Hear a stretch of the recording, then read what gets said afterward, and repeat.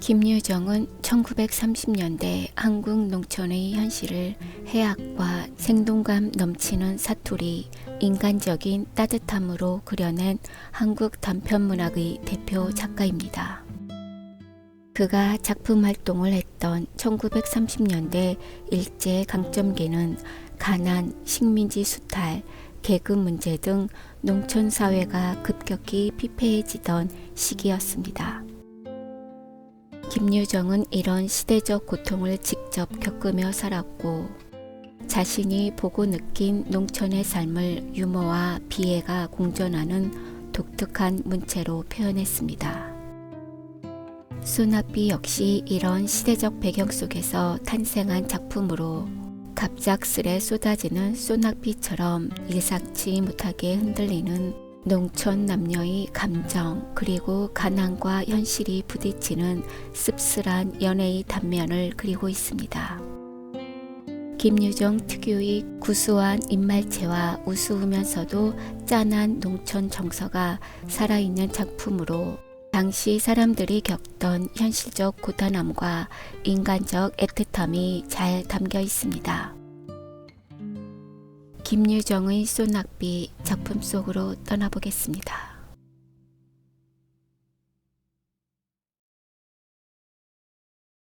음산한 검은 구름이 하늘에 뭉게뭉게 모여드는 것이 금시라도 비 한 줄기 할 듯 하면서도 여전히 짓궂은 햇발은 겹겹 산속에 묻힌 외진 마을을 통째로 자실듯이 달구고 있었다. 이따금 생각나는 듯 산매 들린 바람은 논밭간의 나무들을 뒤흔들며 미쳐 날뛰었다. 매 밖으로 농군들을 멀리 품앗이로 내보낸 앞말의 공기는 쓸쓸하였다. 다만 맴매탄 미루나무 숲에서 거칠어가는 농촌을 읊는 듯 매미의 애끓는 노래. 매음 매음. 춘호는 자기 집 올 봄에 5원을 주고 사서 얻은 묵삭은 오막살이 집. 방 문턱에 걸터 앉아서 바른 주먹으로 턱을 개고는 봉당에서 저녁으로 때울 감자를 씻고 있는 아내를 묵묵히 노려보고 있었다.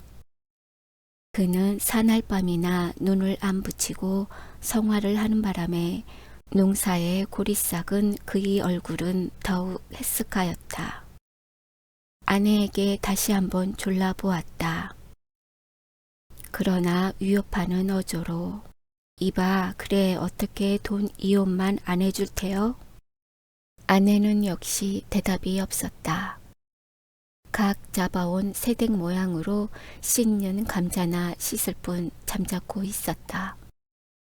되나 안 되나 좌우간 이렇다 말이 없으니 춘호는 우라가 터져서 죽을 지경이었다. 그는 타곳에서 떠돌아온 몸이라 자기를 믿고 장리를 주는 사람도 없고 또는 그 알량한 집을 팔려 해도 단 2, 3원의 작자도 내닫지 않으므로 앞뒤가 꼭 막혔다마는 그래도 아내는 나이 젊고 얼굴 똑똑하겄다.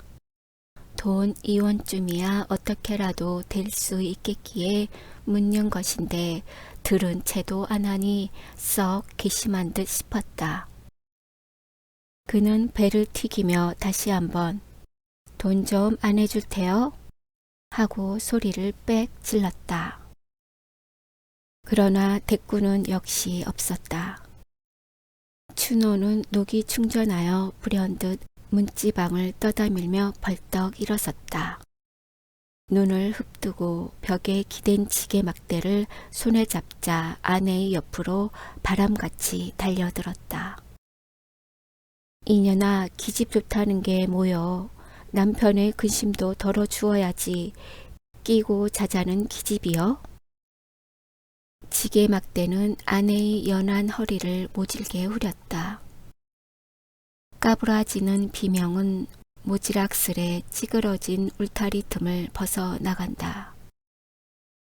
잼쳐 지게막대는 앉은 채 코그라진 아내의 발 뒤축을 얼러 볼기를 내리갈겼다. 이년아, 내가 언제부터 너에게 조르는 게요. 범같이 호통을 치며 남편이 지게막대를 공중으로 다시 올리며 모질름을 쓸 때 아내는 에그머니 하고 외마디를 질렀다.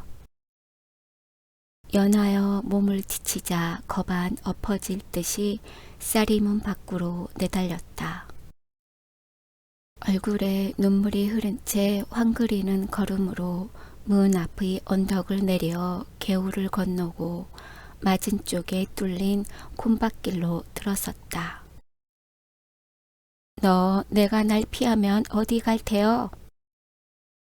발길을 막는 듯한 의미 있는 호령에 달아나던 아내는 다리가 멈칫하였다. 그는 고개를 돌려 쌀이문 안에 아직도 지게막대를 들고 섰는 남편을 바라보았다. 어른에게 죄진 어린애같이 입만 쫑깃쫑깃하다가 남편이 뛰어나올까 겁이 나서 겨우 입을 열었다. 새들 엄마 집에 좀 다녀올게요. 쭈뼛쭈뼛 변명을 하고는 가던 길을 다시 횡엄케 내걸었다. 아내라고 요새 이 돈 2원이 급시로 필요함을 모르는 바도 아니었다마는 그의 자격으로나 노동으로나 돈 2원이란 감히 땅띵도 못해볼 형편이었다. 버리래야 하잘 것 없는 것. 아침에 일어나기가 무섭게 남에게 뒤질까 영산에 올라 산으로 빼는 것이다. 조그만 종댕이를 허리에 달고 거한 산중에 드문드문 박혀있는 도라지 더덕을 찾아가는 일이었다. 깊은 산속으로 우중충한 돌 틈박 위로 잔약한 몸으로 맨발에 집신짝을 끌며 강파른 산등을 타고 돌려면 젖먹던 힘까지 녹아내리는 듯 진땀이 머리로 발끝까지 쭉 흘러내린다. 아랫도리를 단 외겹으로 두른 낡은 치맛자락은 다리로 허리로 척척 엉기어 걸음을 방해하였다. 땀에 부른 종아리는 거친 숲에 긁혀매어 그 쓰라림이 말이 아니다. 게다가 무거운 흙내는 숨이 탁탁 막히도록 가슴을 찌른다. 그러나 삶의 발버둥치는 순진한 그의 머리는 아무 불평도 일지 않았다. 가뭄에 콩나기로 어쩌다 도라지순이라도 어지러운 숲속에 하나 둘 뾰족이 뻗어오른 것을 보면 그는 그래도 기쁨에 넘치는 미소를 띄었다. 때로는 바위로 기어올랐다. 정이 목 기어오를 그런 험한 곳이면 칡 덩굴에 메어 달리기도 하는 것이었다. 때꾸게 전 무명적삼은 벗어서 허리춤에다 꾹 찌르고는 호랑이 숲이라 이름난 강원도 산골에 메어 달려 길을 쓰고 허비적거린다. 골바람은 지날 적마다 알몸을 두른 치맛자락을 공중으로 날린다. 그제마다 검붉은 볼기짝을 사양없이 내보이는 직덩굴이 그를 본다면 배를 움켜쥐어도 다 못 볼 것이다마는 다행히 그윽한 산골이라 그 꼴을 비웃는 놈은 뻐꾸기 뿐이었다. 이리하여 해동갑으로 해가를 하고 나면 캐어 모은 도라지 더덕을 얼러 사발 가웃 혹은 두어 사발 남짓하게 되는 것이다. 그러면 동리로 내려와 주막거리에 가서 그걸 내주고 보리쌀과 사발 바꿈을 하였다. 그러나 요즘엔 그나마도 철이 겨워 소출이 없다. 그 대신 남의 보리방아를 온종일 찧어주고 보리밥 그릇이나 얻어다가는 집으로 돌아와 농토를 못 얻어 뻔히 노는 남편과 같이 나누는 것이 그날 하루하루의 생활이었다. 그러고 보니 돈 이혼커녕 당장 목을 딴 데도 피도 나올지가 의문이었다. 만약 돈 이혼을 돌린다면 아는 집에서 보리라도 구워 파는 수밖에는 다른 도리가 없다.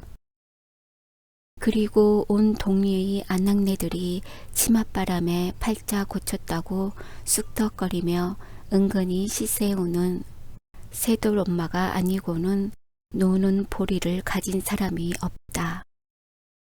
그런데 도둑이 제발 저리다고 그는 자기 꼴 주제에 재물에 눌려서 오사로운 새돌 엄마에게는 죽어도 가고 싶지 않았다.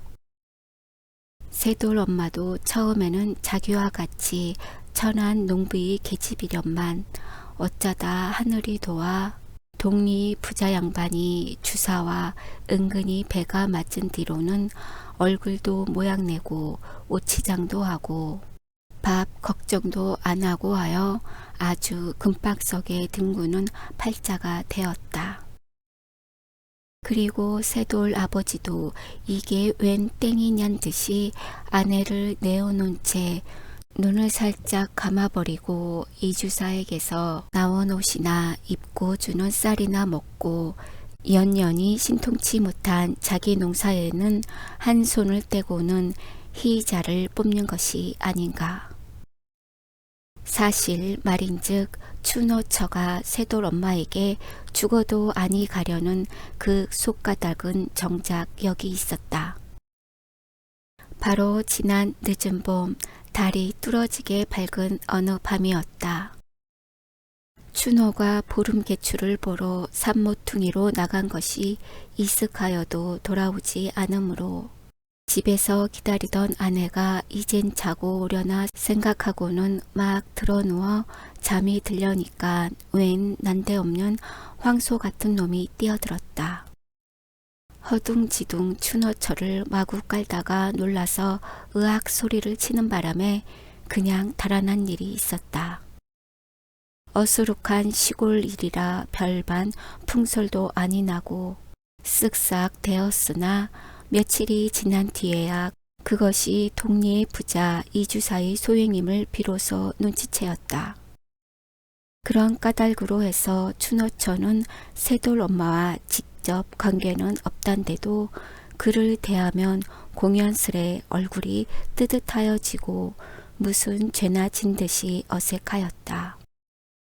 그리고 더욱이 새돌 엄마가 세대 나는 속곳이 세계구 버선이 내버리고 행 하며 아주 좋다고 한들대는 꼴을 보면 혹시 자기에게 함정을 두고서 비앙거리는 거나 아닌가 하는 옥생각으로 무안해서 고개를 못 들었다.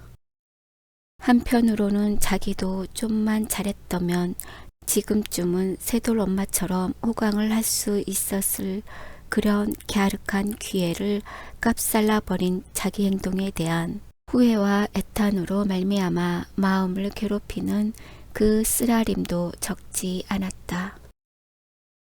그러나 아무러한 욕을 보더라도 나날이 심해가는 남편의 무지한 매보다는 그래도 좀 헐할 게다.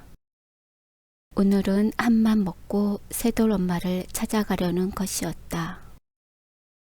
추노처는 이번 걸음이 헛발이나 안 칠까 일념으로 심화를 하며 수양버들이 쭉 늘어박힌 농두렁길로 들어섰다.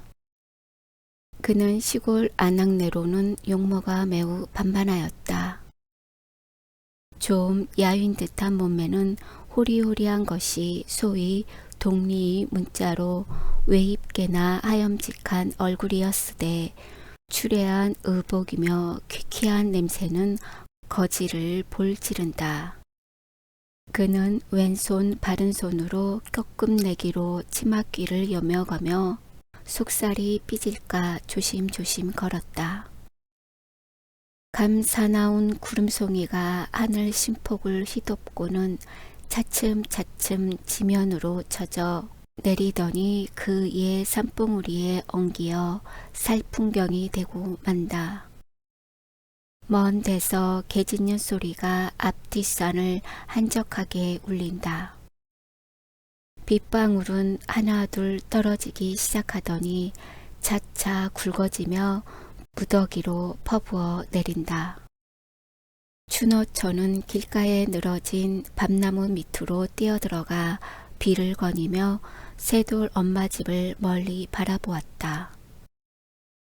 북쪽 산기슭 눕직한 울타리로 뺑 돌려 두르고 앉지 않는 오목하고 맵시 있는 집이 그 집이었다.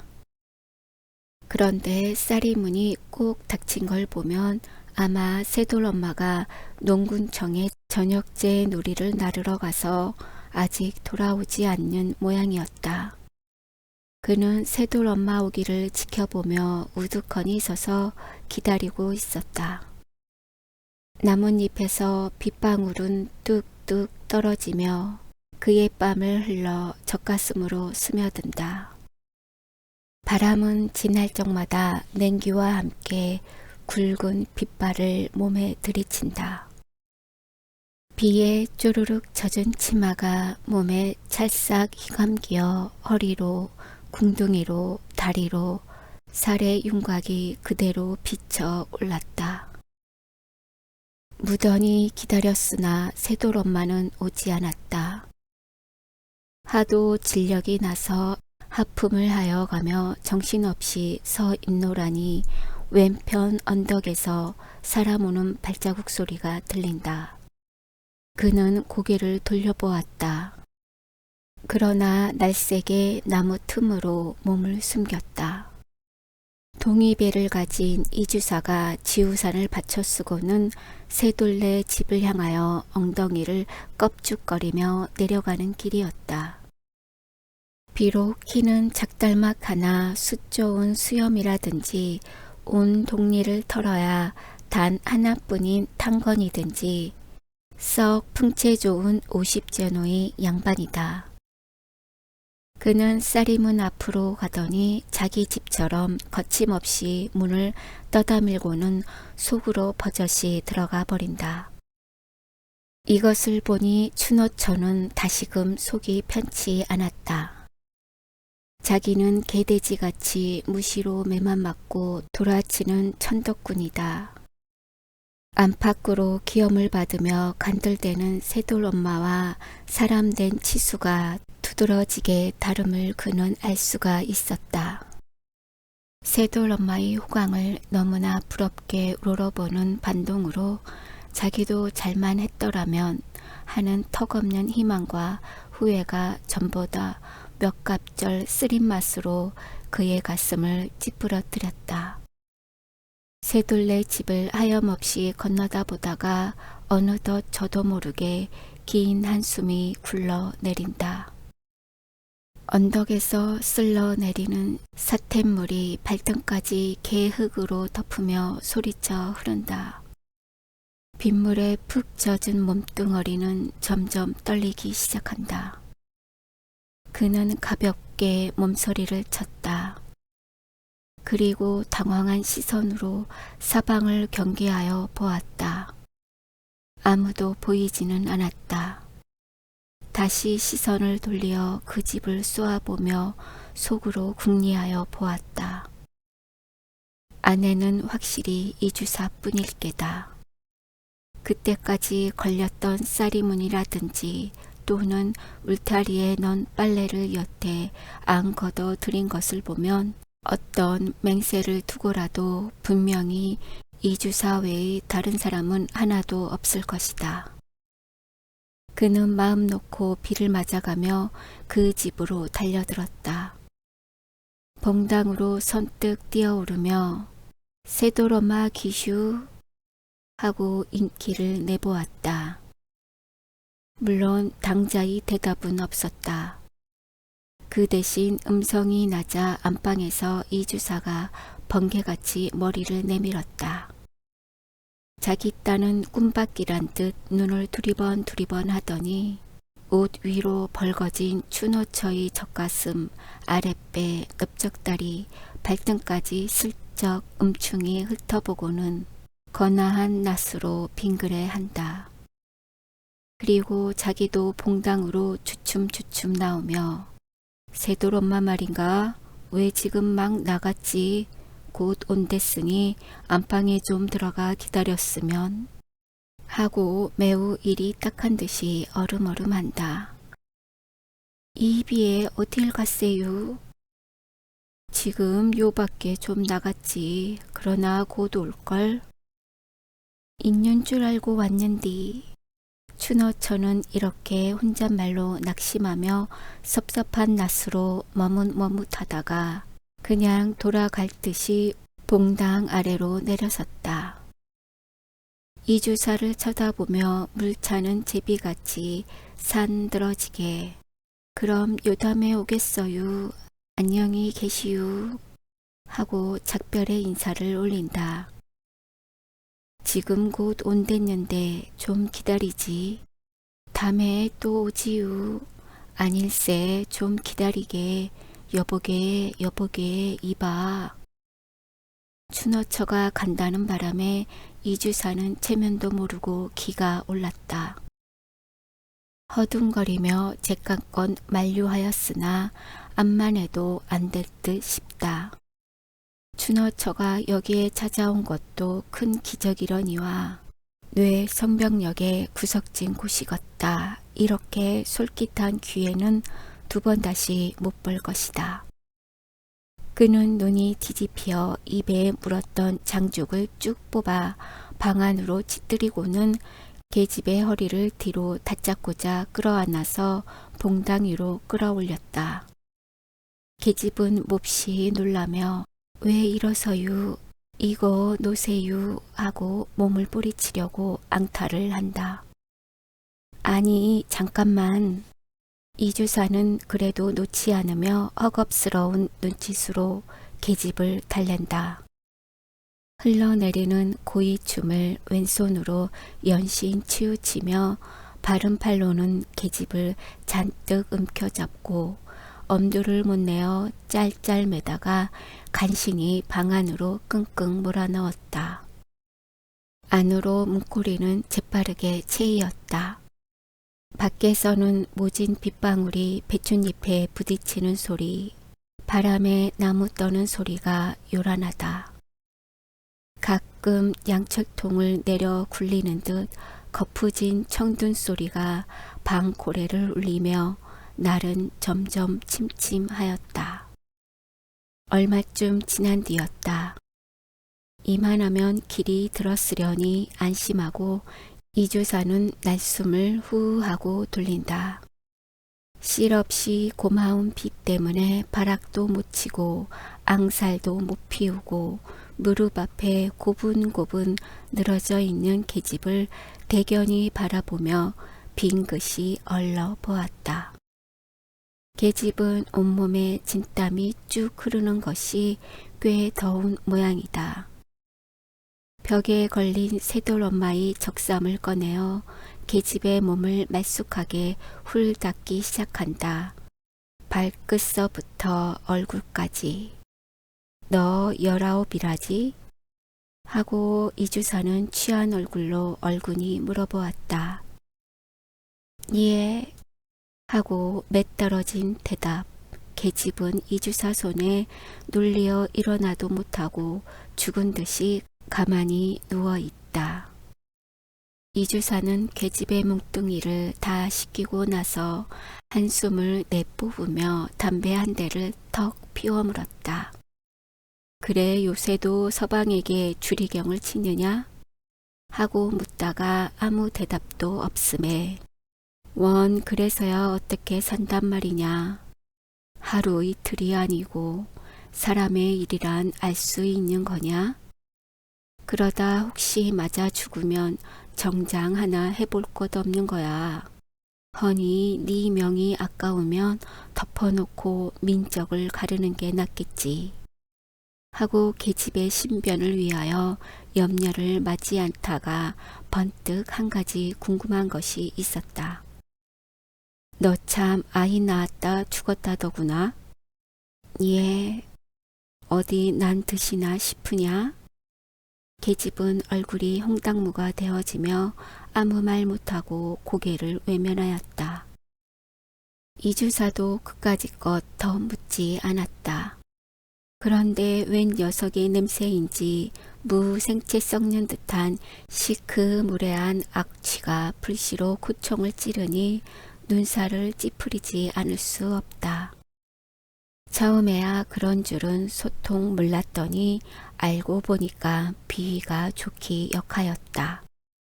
그는 빨고 있던 담배통으로 계집의 배꼽깨를 똑똑히 가리키며 얘 이 살에 때꼽 좀 봐라. 그래 물이 흔한데 이것 좀 못 씻는단 말이냐? 하고 모처럼의 기분이 상한 것이 앵하단 듯이 꺼림한 기색으로 혀를 찼다. 하지만 계집이 참다 이내 무안에 못 이기어 일어나 치마를 입으러 하니 그는 역정을 벌컥 내었다.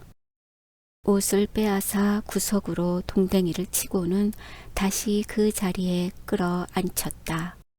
그리고 자기 딸이나 착하듯이 아주 대범하게 꾸짖었다. 왜 그리 계집이 달망대니 좀 듬직지가 못하고. 춘어처가 그 집을 나선 것은 들어간 지 약 1시간 만이었다. 비가 여전히 쭉쭉 내린다. 그는 진땀을 있는 대로 흠뻑 쏟고 나왔다. 그러나 의외로 아니 천행으로 오늘 일은 성공이었다. 그는 몸을 쏟치며 생긋하였다. 그런 모욕과 수치는 난생 처음 당하는 봉변으로 지랄 중에도 몹쓸 지랄이었으나 성공은 성공이었다. 복을 받으려면 반드시 고생이 따르는 법이니 이까짓 거야 골백 번 당한데도 남편에게 매나 안 맞고 의좋게 살 수만 있다면 그는 사양치 않을 것이다. 이주사를 하늘같이 은인같이 여겼다. 남편에게 부쳐먹을 농토를 줄 테니 자기의 첩이 되라는 그 말도 죄송하였으나 더욱이 돈 이원을 줄 게니 내일 이맘때 새돌레 집으로 넌지시 만나자는 그 말은 무엇보다도 고마웠고 벅찬 짐이나 푼 듯 마음이 홀가분하였다. 다만 애 켜이는 것은 자기 행실이 만약 남편에게 발각되는 나절에는 대매에 맞아 죽을 것이다. 그는 일변 기뻐하며 일변 애를 태우며 자기 집을 향하여 세차게 쏟아지는 빗속을 가분가분 내리달렸다. 춘호는 아직도 분이 못 풀리어 뿌르퉁하니 홀로 앉았다. 그는 자기의 고향인 인제를 등진 지 벌써 3년이 되었다. 해를 이어 흉작의 농작물은 말못되고 따라 빚쟁이들의 위협과 악다구니는 날로 심하였다. 마침내 할 일 없이 집 세간살이를 그대로 내버리고 알몸으로 밤도주하였던 것이다. 살기 좋은 곳을 찾는다고 나 어린 아내의 손목을 이끌고 이 산 저 산을 넘어 표랑하였다. 그러나 우정 찾아든 곳이 고작 이 마을이나 산속은 역시 일반이다. 어느 산골에 가 호미를 잡아보아도 정은 조그만치도 안 붙었고 거기에는 오직 쌀쌀한 불안과 굶주림이 품을 벌려 그를 맞을 뿐이었다. 터무니없다 하여 농토를 안 준다. 일 구멍이 없음에 품을 못 판다. 밥이 없다. 결국에 그는 피폐하여 가는 농민 사이를 감도는 엉뚱한 투기심에 몸이 달떴다.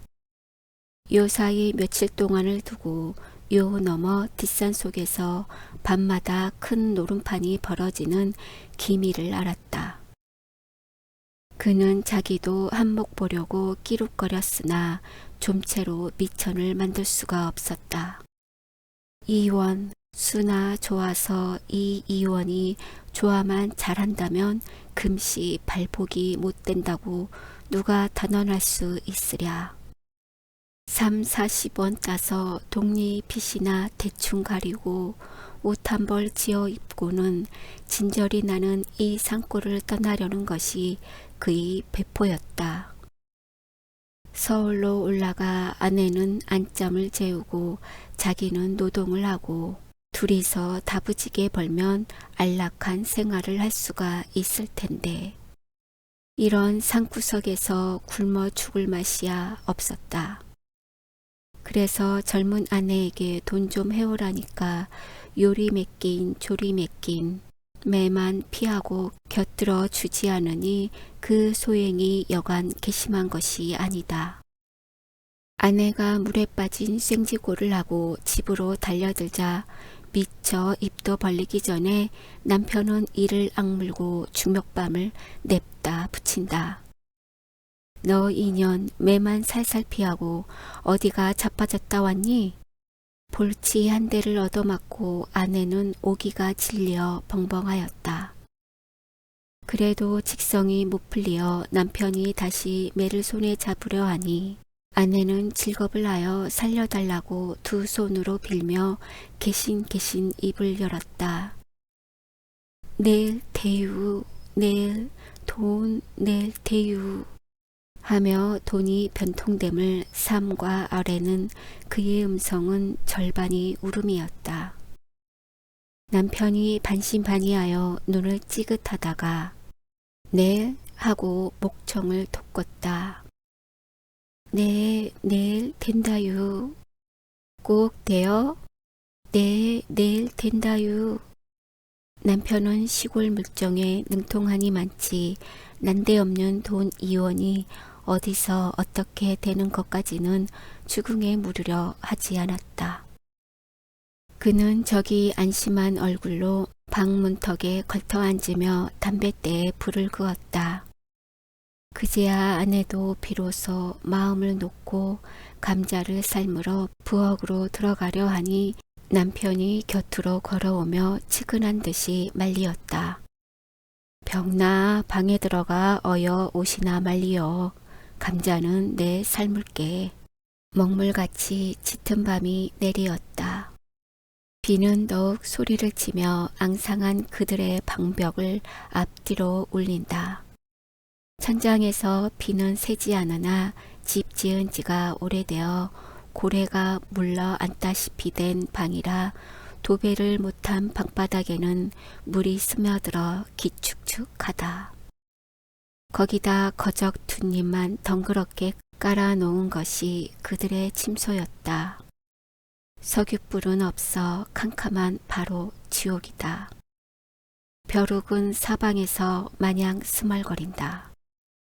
그러나 등골잠에 익달한 그들은 천연스럽게 나란히 누워 줄기차게 퍼붓는 밤비 소리를 귀 담아 듣고 있었다. 가난으로 인하여 부부간의 애틋한 정을 모르고 나날이 매질로 불평과 원앙 중에서 복대기던 그들도 이 밤에는 불시로 화목하였다. 단지 남의 품에 든 돈 2원을 꿈꾸어 보고도 서울 언제 갈라유? 남편의 왼팔을 베고 누웠던 아내가 남편을 향하여 응석 비슷이 물어보았다. 그는 남편에게 서울의 화려한 거리며 후한 인심에 대하여 여러 번 들은 바 있어 일상 안타까운 마음으로 몽상은 하여 보았으나 실지 구경은 못하였다. 얼른 이 고생을 벗어나 살기 좋은 서울로 가고 싶은 생각이 간절하였다. 곧 가게 되겠지. 빚만 좀 없어도 갔든 하련만. 빚은 낭중 갚더라도 얼핀 값세다유. 염려 없어. 이달 안으로 꼭 가게 될 거니까. 남편은 썩 쾌히 승낙하였다. 딴은 그는 동리에서 일컬어 주는 질꾼으로 투정장의 갑옷쯤은 시루에서 콩나물 뽑듯 하는 능수였다. 내일 밤 이혼을 가지고 벼락같이 노름판에 달려가서 있는 돈이랑 깡그리 모집어 올 생각을 하니 그는 은근히 기뻤다. 그리고 교묘한 자기의 손재간을 홀로 뽐내었다. 이번이 서울 처음이지? 하며 그는 서울 바람 좀 한번 쐬었다고 큰 체를 하며 팔로 아내의 머리를 흔들어 물어보았다. 성미가 워낙 겁겁한지라 지금부터 서울 갈 준비를 착착 하고 싶었다. 그가 제일 걱정되는 것은 둠 구석에서 뇌 자라먹은 아내를 데리고 가면 서울 사람에게 놀림도 받을 게고 거리끼는 일이 많을 듯 싶었다. 그래서 서울 가면 꼭 지켜야 할 필수 조건을 아내에게 일일이 설명치 않을 수도 없었다. 첫째, 사투리에 대한 주의부터 시작되었다.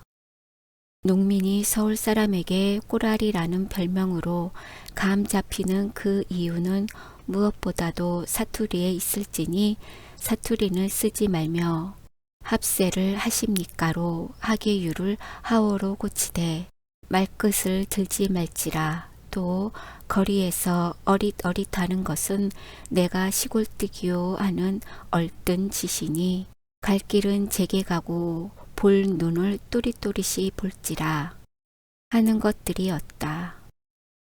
아내는 그 끔찍한 설교를 귀담아 들으며 모깃소리로 네를 하였다. 남편은 두어 시간가량을 셀 틈 없이 꼼꼼하게 주의를 다져놓고는 서울의 풍습이며 생활 방침 등을 자기의 의견대로 그럴싸하게 이야기하여 오다가 말끝이 어느덧 화장술에까지 이르게 되었다. 시골 여자가 서울에 가서 안잠을 잘 자주면 몇 해 후에는 집까지 얻어 갖는 수가 있는데 거기에는 얼굴이 예뻐야 한다는 소문을 일찍 들은 바 있어 하는 소리였다. 그래서 날마다 기름도 바르고 분도 바르고 버선도 신고 해서 쥔 마음에 썩 들어야 한참 신바람이 올라 주워 섬기다가 옆에서 새근새근 소리가 들리므로 고개를 돌려보니 아내는 이미 골아져 잠이 깊었다. 이런 망할 것, 남 말하는데 자빠져 잔담. 남편은 혼자 중얼거리며 바른 팔을 들어 이마 위로 흐트러진 아내의 머리칼을 뒤로 쓰다듬어 넘긴다. 세상에 귀한 것은 자기의 아내. 이 아내가 만약 없었던들 자기는 홀로 어떻게 살 수 있었으려는가. 명색이 남편이면 이날까지 옷 한 벌 변변히 못해 입히고 고생만 시킨 그 죄가 너무나 큰 듯 가슴이 뻐근하였다. 그는 왁살스러운 팔로다 아내의 허리를 꼭 껴안아 가지고 앞으로 바특히 끌어당겼다. 밤새도록 줄기차게 내리던 빗소리가 아침에 이르러서야 겨우 그치고 점심때에는 생기로운 벽까지 들었다. 쿨렁쿨렁 눈물 나는 소리는 요란히 들린다. 시내에서 고기 잡는 아이들의 고함이며 농부들의 희희낙낙한 매나리도 기운차게 들린다. 비는 추노의 근심도 씻어간 듯 오늘은 그에게도 즐거운 빛이 보였다. 저녁 제누리 때 되었을 것 얼른 빚고 가봐. 그는 갈증이 나서 아내를 대고 재촉하였다. 아직 멀었어요. 먼 게 뭐냐 늦었어. 뭘. 아내는 남편의 말대로 벌써부터 머리를 빗고 앉았으나 원체 달포나 아니 가려 엉큰 머리가 시간이 꽤 걸렸다. 그는 호랑이 같은 남편과 오래간만에 정다운 정을 바꾸어 보니 근래에 볼 수 없는 이색이 얼굴에 떠돌았다. 어느 때에는 맥적게 생글생글 웃어도 보았다. 아내가 꼼지락거리는 것이 보기에 퍼그나 갑갑하였다. 남편은 아내 손에서 얼레빗을 쑥 뽑아 들고는 시원스레 쭉쭉 내려 빗긴다. 다 빗긴 뒤 옆에 놓은 밥사발의 물을 손바닥에 연신 칠해가며 머리에다 번지르하게 발라 놓았다. 그래 놓고 위서부터 머리칼을 재어가며 맵시 있게 쪽을 딱 찔러주더니 오늘 아침에 한사코 공을 들여 삼아 놓았던 집신을 아내의 발에 신기고 주먹으로 자근자근 골을 내주었다. 인제 가봐 하다가 바르 곧 와, 응? 하고 남편은 그 이혼을 고이 받고자 손색 없도록 실패 없도록 아내를 모양내어 보냈다.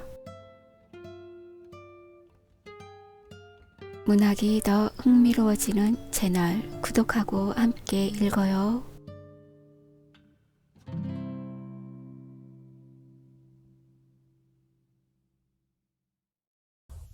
구독, 좋아요 부탁드려요.